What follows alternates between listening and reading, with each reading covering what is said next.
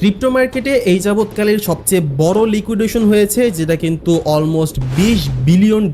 অনেকেই ধারণা করতেছে যে মার্কেট এখান থেকে ক্র্যাশ করা শুরু হবে, অনেকেই তাদের হোল্ডিং সেল করা শুরু করে দিয়েছে ইন লসে, এবং কেউ কেউ বলছে যে crypto market is a scam, it's going to scam with us. And future ট্রেডারদের ক্ষেত্রে কিছু কথা বলতেছি ভাই, ফিউচার ট্রেডিং করে আপনি জীবনেও সাকসেস হইতে পারবেন না। যেখানে মিলিয়নস অফ ডলারের হুয়েলস সে জিরো হয়ে যেতেছে ফিউচার ট্রেডিং করে, আপনি কি ভাই, আপনার ফান্ড কত আছে? $100, $200, ধরলাম $10,000 আছে, কি করতে পারবেন আপনি ফিউচার ট্রেডিং করে? যাদের মিলিয়নস অফ ডলার আছে তাদের অ্যাকাউন্টই ওয়াইপ আউট হয়ে গেছে, জিরো হয়ে গেছে, আর আপনি মানে এক্সপেক্ট করতেছেন যে ফিউচার ট্রেডিং করে আপনি গাড়ি বাড়ি মানে বিশ্ব কিনে ফেলবেন। পসিবল না। আপনি হারাম ট্রেডিং করে হারামভাবে আপনি $1 উপার্জন করলে সেই $1 জন্য আপনাকে $1,00,000 কৈফিয়ত দিতে হবে, আপনাকে হিসাব দিতে হবে। সো এখনও রিকোয়েস্ট করতেছি, আমি কাউকে মানে জোর গলায় কিছু বলতে চাই না, আর বলার আমার রাইটও নাই।